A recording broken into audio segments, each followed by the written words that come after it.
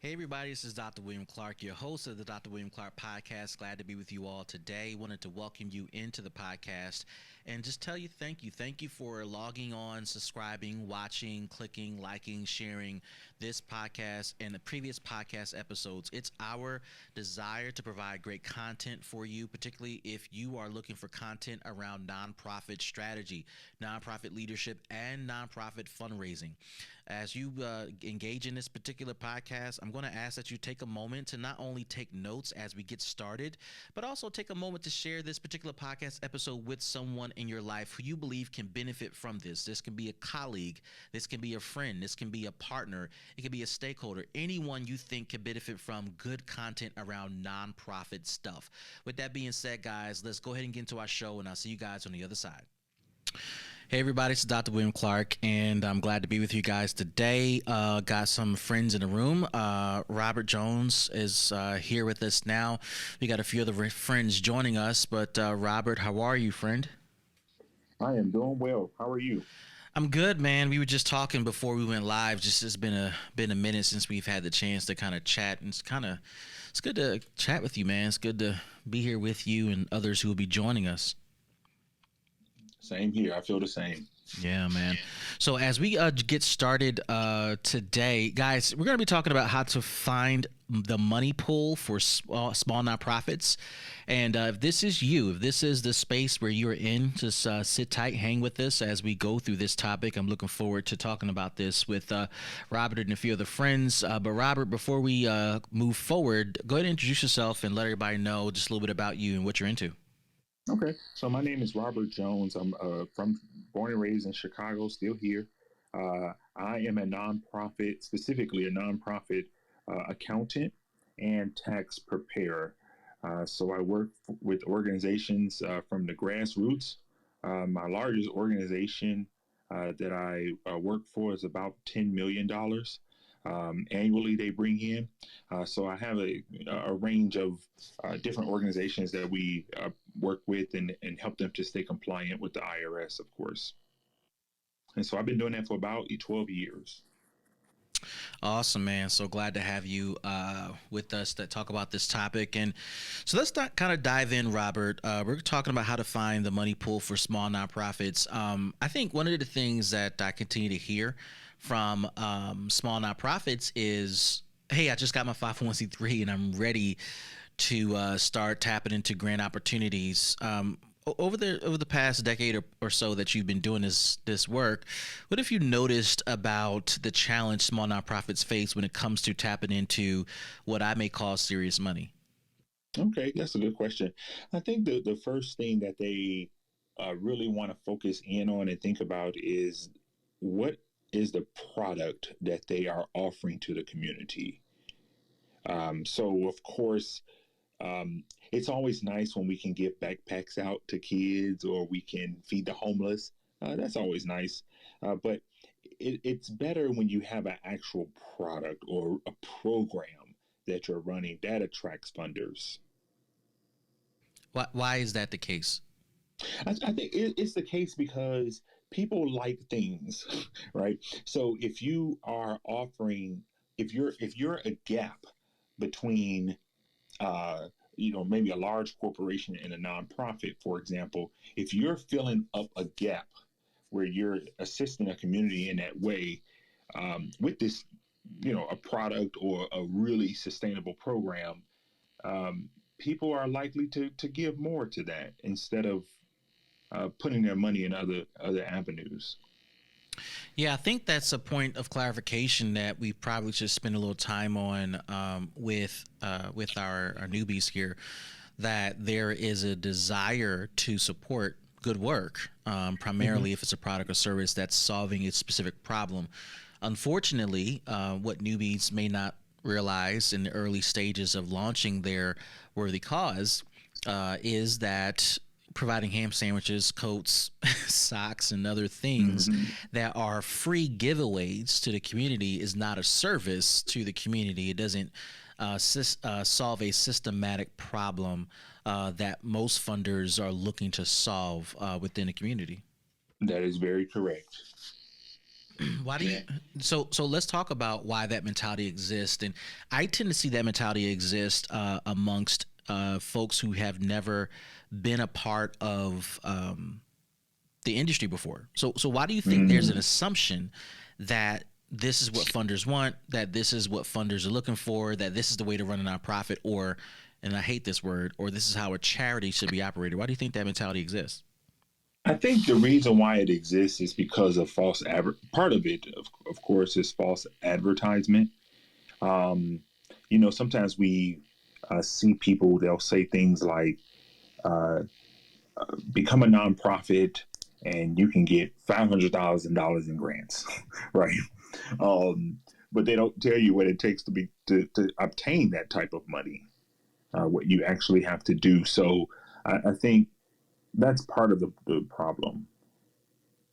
Yeah, I see that false advertisement a Yeah. lot too, but it seems to circulate within circles where folks who don't run what I would call a mature nonprofit Hmm. exist, right? Because if you're in a circle with mature nonprofit organizations, that's not the conversation.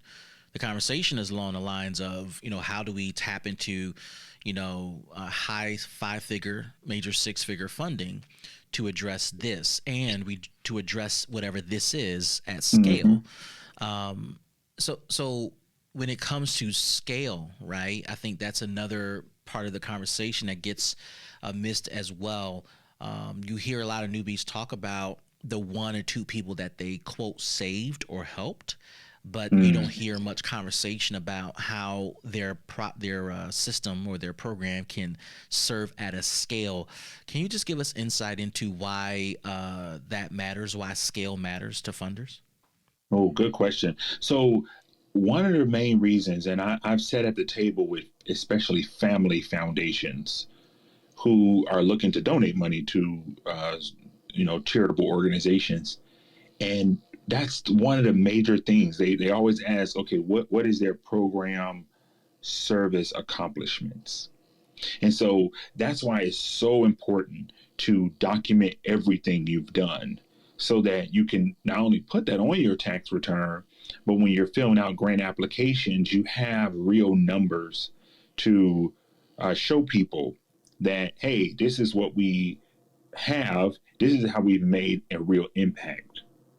That's super important. Yeah. Can we go a little deeper about how we define impact, Robert? Like how are we defining Okay. impact? Because I know we're talking about scale and et cetera, but talk to us about how we define impact. So when we think about impact, it's so um, if you say, okay, feed I feed people who are in need, food desolate areas, right? Okay, you target that area, perfect. Okay, so let's talk about the impact of it. Well, we target people who are maybe type 2 diabetes, and we make sure that they have the food they need to keep their blood sugar regulated. Like that's a real impact.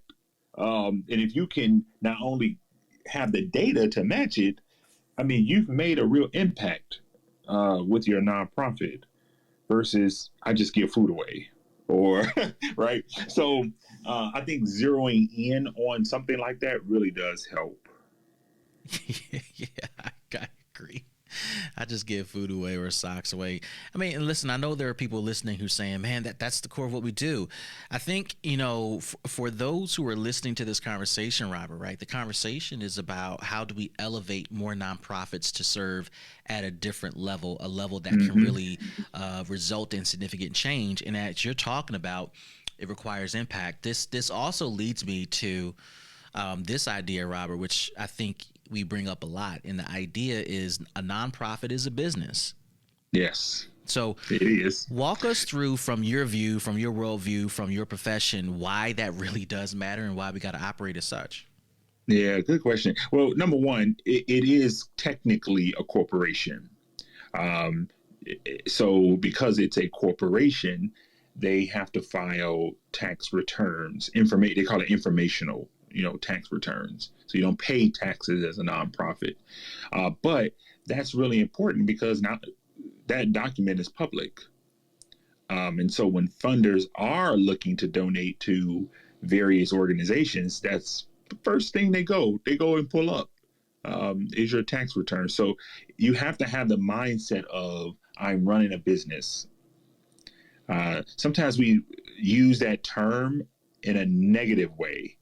Uh, I hear nonprofit members say, "Well, I don't want my nonprofit to make a profit," and I'm thinking, "Well, how else are you gonna, spend money? How else are you gonna I know. Nothing's free." So I love educating people on that. It really does. I feel like it's my, I guess, life's ministry. I guess, um, because it shows that they have such a big heart, but they just need this one aspect of it in order. Man, we need to sit there for a moment. But before we get back to that, I want to welcome in Jamila. Jamila Kemp, what's up? How are you? Oh, you gotta come off mute there. You gotta tap the unmute button, but she'll jump in a moment. Flash the mic when you're ready, Jamila. But I agree, and I do think that there needs to be commendation for having a big heart, Mm-hmm. but a big heart does not lead to or result in revenue. Um, Let me back up for a second and probe you here about this particular issue. We talked about I don't want my nonprofit to make a profit. Talk to us about why that's absolutely wrong, and what the mentality should be when it comes to revenue, profitability, financial success for your nonprofit organization. Yeah. So I think they have to get out of the mindset that it's a non-profit because you personally who started it is not making a profit. Yep. So that if you just got to mentally change gears. And so imagine if your nonprofit could bring in 1 to 2 million a year, and you are able to give 50 people a job. That's a gigantic community impact that funders love. And Absolutely. so, keeping those things in mind, that's a great thing. So make a profit. Absolutely. You don't want to be too cash heavy because then it looks like you don't need my money. But make a profit. Make a Yeah. profit. Yeah, man. I just think that it's necessary, man. That we got to make a profit. But so dig a little deeper for those who are curious. And guys, we're gonna get to how to find the money pool for small nonprofits in a moment. But Robert, according to the IRS rules, say more about the profit sharing at the end of the year for nonprofit organizations and why it's called a not for profit or nonprofit. Yeah. So the profit sharing piece, right? So for example, the board I sit on, or I'm the president on, we bring in maybe like 4 million a year, something like that. And so um, at the end of the year, the balance sheet was a little high, from the line item that says cash, and so funders question that. They go, "Well, why do you have so much cash? Why are you sitting on so much? You should be putting that back into the program, right?" And so we kind of, explain to them the reason why and emergency funding and all that fun stuff. And so um, that's important, um, because it can turn off funders being a little too, cash heavy. And I specifically would say that, William, because um, there's other line items on the balance sheet that makes you look good, right? So if you have own a building and you have assets and different things, that's always great. But that cash line item is really important to not have it too high at the end of the year.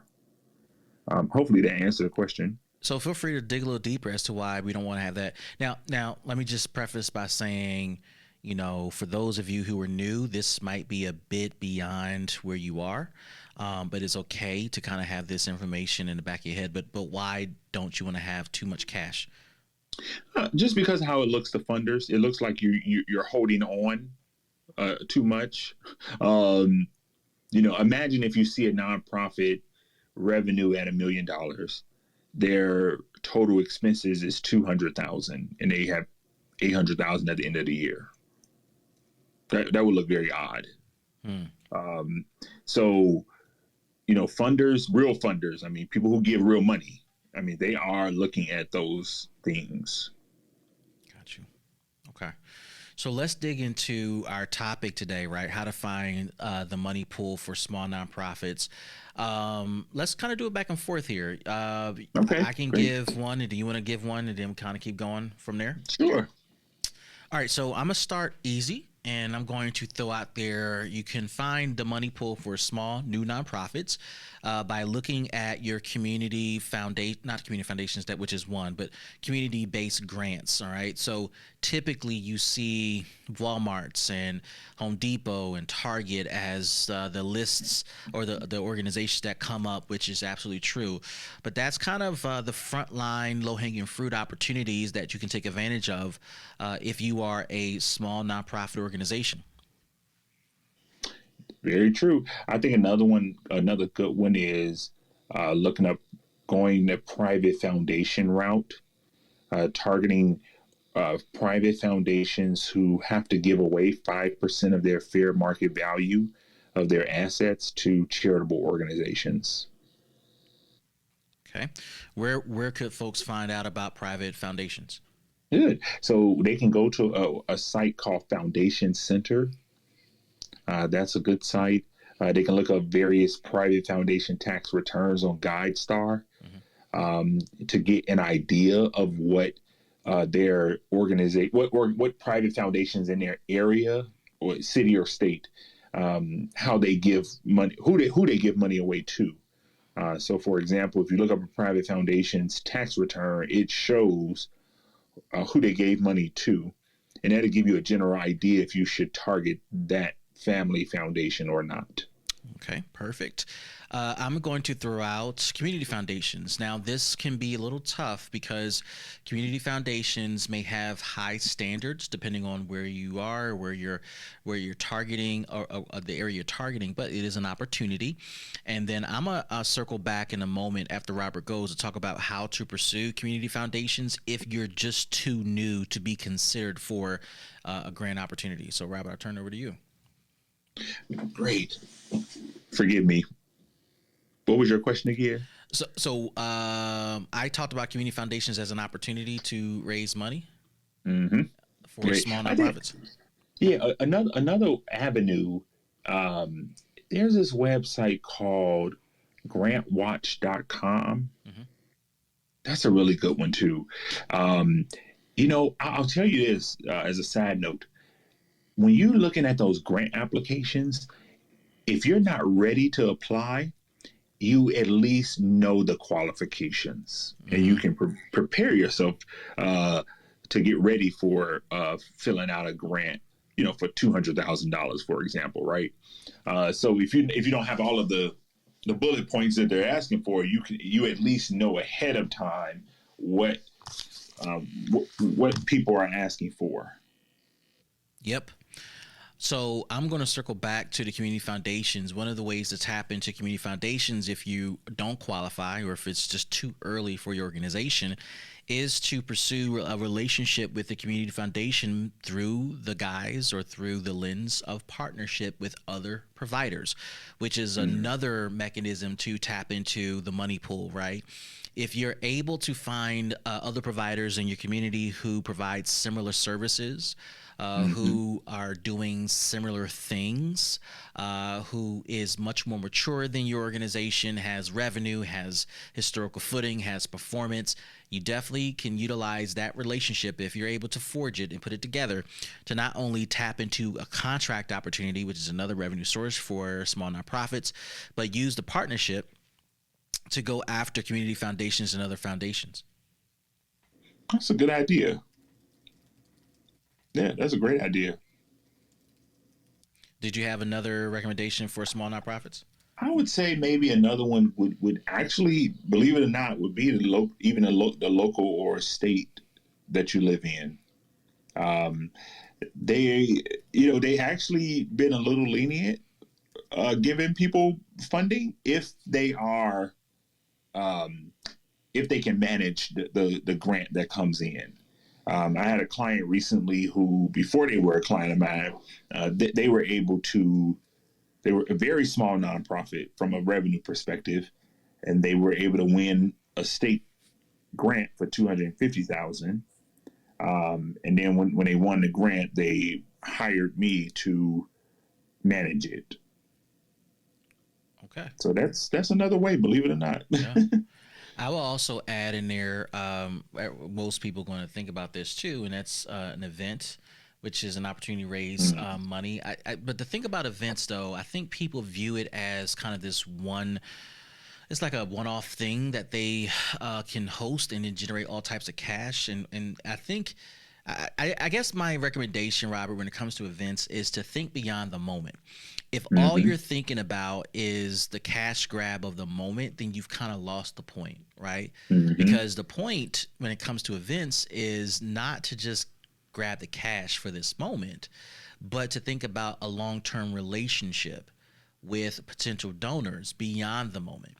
And so this is why, utilizing sponsorships just for that moment is kind of a losing strategy, and a strategy I don't advise my clients on at all. I tend to recommend that they look at strategies that are much more long-term with their sponsors so that it can increase revenue opportunities for their organization beyond the moment, beyond those 90 minutes or 180 minutes that people are hanging out with you for that event. And so that you can look at long-term revenue that can sustain and support programmatic opportunities that are going to happen all year long. Yes, 100% agree. I want to also add something to what you said regarding events, if you don't mind. One of the things I tell, especially like small nonprofits, tap into non-cash donations. Because if you're a nonprofit, let's just say you are a nonprofit who give away socks. Why are you spending the little cash you have on socks to give away when you can easily find other nonprofits who specialize in giving goods to nonprofits, or corporations who need to give away these goods to nonprofits. Imagine if you could obtain all of that non-cash income or revenue and really push it for your event, where you don't have to spend as much money. And the exposure also is really good as well. Yeah. So I'm going to drop this last one, and then I would love to get your feedback on it from a tax perspective. We cannot forget the opportunity to generate revenue from earned income. Okay. This speaks to, I think this gets at the heart of what many nonprofits struggle with, particularly mature ones who have been doing things a certain type of way. A nonprofit can generate a profit. Okay. The reason for the title nonprofit is because there are no shareholders that profit from the end of year gains, if you will. But it doesn't stop the entity, the organization, from generating a profit. And one of the ways to generate a profit is through the operation of a earned income mechanism, business, partnership, investment, etc. For newbies, I guess you can do it, right? But what I caution against is jumping into businesses that the nonprofit does not have a core competency to sustain, right? So you're serving youth, but you're launching a car wash business. Makes no sense. You're serving returning citizens, but you launch a cupcake business. Makes no sense. So one of my favorite podcasts is Chicken Dinners, right? If people go to my website, drwilliampclark.com, and they click on podcast faves, there's one on Chicken Dinners. And I talk about why it's so difficult to view those one-off fundraisers or those businesses that most churches host or small nonprofits host as a credible way of generating revenue. But if you can give some viewpoint, some perspective of this, Robert, that'd be great in terms of, how small nonprofits can possibly jump into earned income, and then what they should be thinking of or be considered of when it comes to taxes at the end of the year. Good question. So, in the nonprofit world, we call earned income program service revenue. And so the program service revenue is, okay, I have a particular program that I can sell to different people, and people purchase it. A lot of people don't realize they can actually do that. as a nonprofit. You can sell your services, and there's nothing wrong with that. Now, let me caution something, and not to go too into the woods about it, but nonprofits fall under special tax codes. Even though they don't pay taxes, they fall under special tax codes. And one of the tax codes most charities find themselves under is a 170B16. That tax code says I should be receiving 33 and a third percent of my income from the public, at least that amount. And so, what happens over a 5-year period, if the IRS finds out that you are not meeting this threshold amount, they're like, well, where's all your money coming from? Oh, well, I sell this program. Oh, so you're a for-profit business, right? So you still have to keep that in mind that yes, I can sell. I got this great program where I help, kids get off the street and I'm selling it to, I don't know, whoever. So that's fine to do, but they just got to keep in mind that all of their income should not come from that one source. Yeah, what Robert said. Okay, I'm sorry. No, man, you're the expert, man. I recommend people talk to their tax professional, and certainly, Robert, before this session is out, we're going to ask you to give your contact info for folks who may be looking for a tax professional to meet their needs. But I agree with you, and I think the diciness of operating a business as a nonprofit comes it shows up when you're operating a business that doesn't have clear programmatic connection. So from my world, from the strategy leadership world, I talk about operating a business that's in alignment with your core competency. Same thing that Robert is saying, but for different reasons, but it has the same benefit, right? Financially, from a tax perspective, from a programmatic perspective, and from an operational perspective, right? That you can certainly begin this journey of launching a random business, and you just, put yourself in a tight situation because you guys don't have the leadership structure, the capacity, the knowledge to run this particular business. It's difficult to run a business that's separate from your day-to-day core competency. That's the purpose of running a business that is designed to be in alignment with what you do and what you know. Very true. Let me welcome in Chris. Chris, hey, how are you? Pretty good, pretty good. Sitting here listening to y'all. Awesome. I'm glad to have you in the room, as always. India, what's up? Hey, y'all. How y'all doing? Good. It's been way too long. I know. It's good to have you in the room. So we just went through a number of ways nonprofits, small nonprofits can tap into the money pool. Given what you're hearing, with some of your clients and given some of your experiences, where would you recommend small nonprofits turn to tap into the money pool? And it's okay that you repeat some of the things that we've already mentioned because I think it may serve as affirmation. But come on and jump in here to tell us where small nonprofits can tap into revenue sources. Got you. A lot of the nonprofits that I personally deal with are in a different type of financial status. With some of them, I get different types of clients on our end.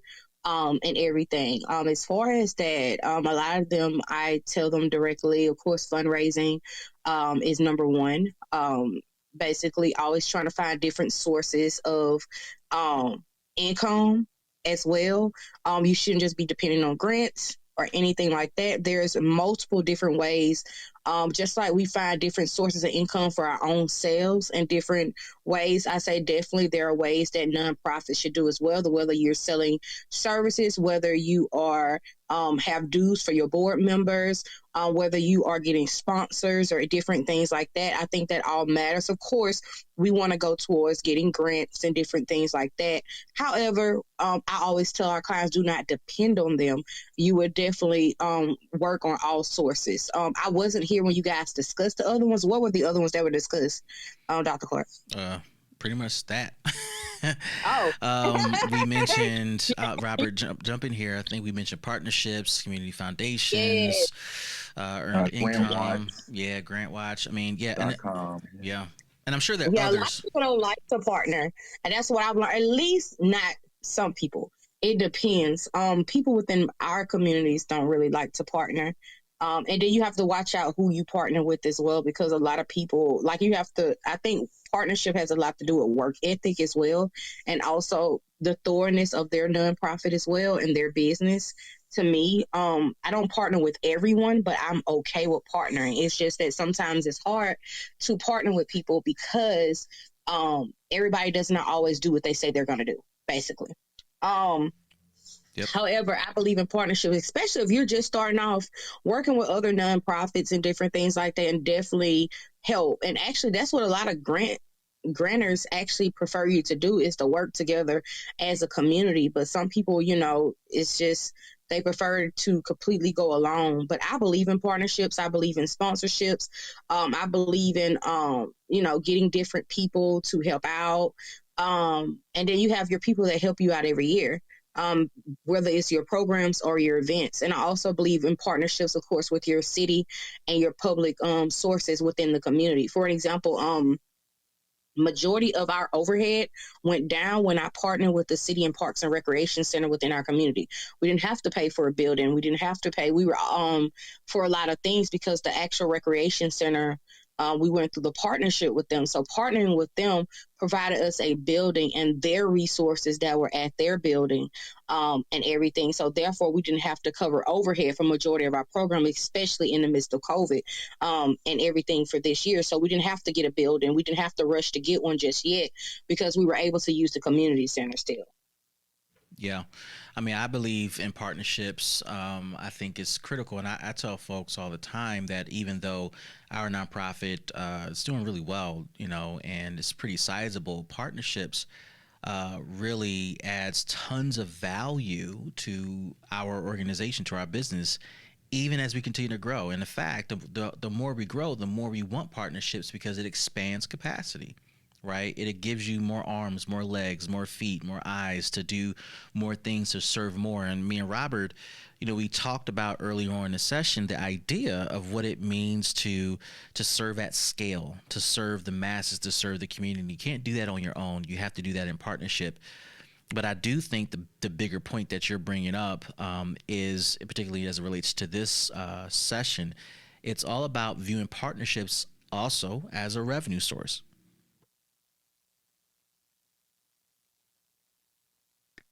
I wholeheartedly agree with that. Definitely. Yeah, for sure. So with that being said, I do want to save space for you all to share your projects and the things that you got going on. India, let's start with you. What do you got going on, and what do you offer to the nonprofit community that can be of value to someone who may be in need of what you have? Okay. Right now we kind of just been focusing on still business startup. So of course we are your people to go to. Of course, if you need your paperwork filed and different things like that, we are Hartman Consulting. If you need board training, we do that as well. I also talk to, and I actually mentor now, a lot of smaller nonprofits, trying to get them to a different level. Also a different level, not only like within a nonprofit, but a different level of their mental thinking. I've been working a lot with people as well, because one of the main problems that we have literally had is that it's not sometimes what we have, is how we use it, and everything. So basically, what we do is set up the nonprofit, do your bylaws, your conflict of interest, all that paperwork basically that's needed to get started. We try to go ahead and take care of it for everyone. That's basically what we've been working on. We have a few classes that I basically just put out, and everything. We have do you want to be LLC or nonprofit class, because a lot of people really don't know the difference, or you do see a lot of people that are actually becoming LLC and then boom, try to click the nonprofit. So because they think a nonprofit is supposed to have a LLC. It's just that myths and stuff that a lot of people have, and things. So we basically provide those classes basically to people, and the class is $39 basically. It's normally like a hour and a half class, we go through what an LLC is, the cost associated, and what a nonprofit is, the cost associated with it, the difference between the two, so that person can make a good judgment on what they're actually needing. So that's basically what we've been working on so far. Quick question before we go to Robert. Why do you think newbies that are starting their nonprofits are conflicted about whether to start a nonprofit or LLC? One of the things I think, because everybody always thinks that an LLC is actually the legalization of a business. That I've seen. Like, they think, okay, yeah, I got to get my LLC first, and then boom, we're going to become 501c3. No. And everything. They don't know that there's two types of businesses that you actually file. Because we live in a world, especially in the midst of COVID, that everyone was told to get an LLC. That's the first thing people take on. Plus, people do not know. I actually just received a call yesterday. People really don't even know that you can still charge things. You can charge when you're in a nonprofit. You could do mentor fees when you're in a nonprofit. They don't know what they can do when they're nonprofit. The first thing that people hear when you hear nonprofit is non-profit. So they don't think that a nonprofit actually has to make a profit. Basically, in order to even be able to be a nonprofit, you need money. They just think that everything has to be free. So they automatically go, number one, to an LLC. Also, they're not educated, and they're not willing to invest in the education that is needed.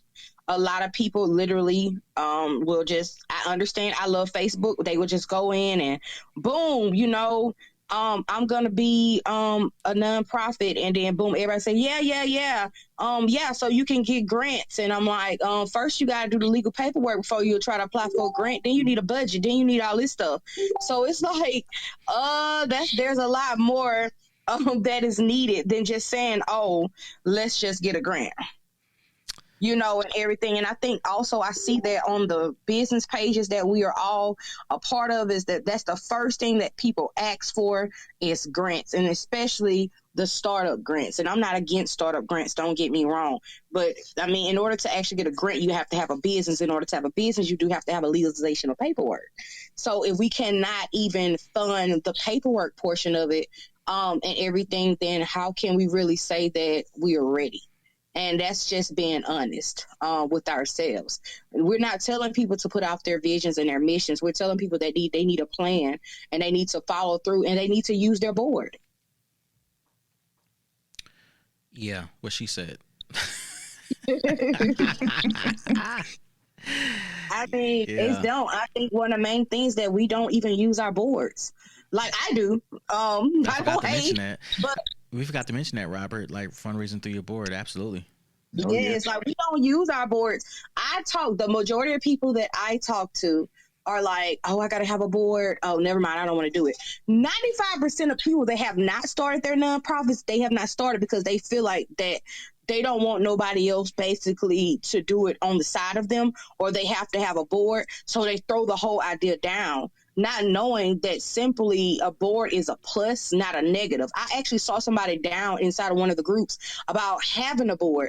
Oh, the board can outvote you. I mean, if you're doing what you're not supposed to be doing, then they need to outvote you and everything, because at the end of the day, you're not for yourself, you're for the community. A lot of people create nonprofits just for the grants, and they're not even working the organization. So your board should be able to completely help you make money. At least come up with the idea, form partnerships as well. It's a guaranteed group board effort and everything. But a lot of people, and I would say a lot of people simply get into it and they just do it themselves. They don't hold no accountability on the team as a whole. They simply just do it themselves and just keep moving. And it's a me, myself, and I movement. Yep, nice song, but not real. Fake news. Absolutely. So that is a whole conversation. Thank you for sharing that, India, and appreciate you hanging out with us. Robert, what you got going on? How can people get a hold of you, and why should people hire you, man? Okay, good question. So the best way to get in touch with me, I'm on Facebook. I have an Instagram page. My website is rptaxassociates.com. or rpassociates.com. But that's the best way to reach me. Um, I would say right now, what we're doing and really, really focusing on is grant management from a financial perspective. So, when the reason why they should hire a person like me is because when they get a grant and they get a grant agreement letter, that's about 99 pages, no joke. It's my job to read through that so that I can manage the funds properly so that when that organization or state or federal come back and say, okay, we need a report of how you spent those funds, I can produce an accurate report for them so that they can receive more funding and not get in trouble with those funds. So we really do help in that way. That's probably the biggest thing I'm working on now. Absolutely, man. If you need help, guys, call Robert for your tax needs. And if you need to get started, call India. I do hope, guys, this has been helpful. And my name is Dr. William Clark. We're going to play this outro and see you guys on the other side. Thank you. All right, everybody, this is Dr. William Clark again. Thanks for hanging out with us with this during this particular podcast, and I hope that you got some value out of this particular podcast. Now, I want to make sure that we also close this podcast with some additional value. Now, we've created the Nonprofit Fundraising Masterclass. This particular masterclass was designed by nonprofit leaders for nonprofit leaders to help you simplify your fundraising approaches without chasing funders. Now, if this is something that you want to engage in and utilize for your nonprofit organization, if you have been thinking about how to fundraise for your organization, you just don't know how to do it, if you're transitioning from one phase of fundraising to the next, or you're just trying to improve the fundraising capacity of your organization, then this particular masterclass may be the right fit for you. So if you want to submit your application and join our next cohort, then go to nonprofitfundingstrategies.com. Again, that's nonprofitfundingstrategies.com. For all others who want to just get on my calendar and chat a little bit about your nonprofit organization, we offer free consultations. So you can simply go to drwilliampclark.com to schedule your free consultation. Again, that's drwilliampclark.com for your free consultation. Guys, I hope that you've enjoyed this particular episode, and we'll see you guys next time. See you, everybody.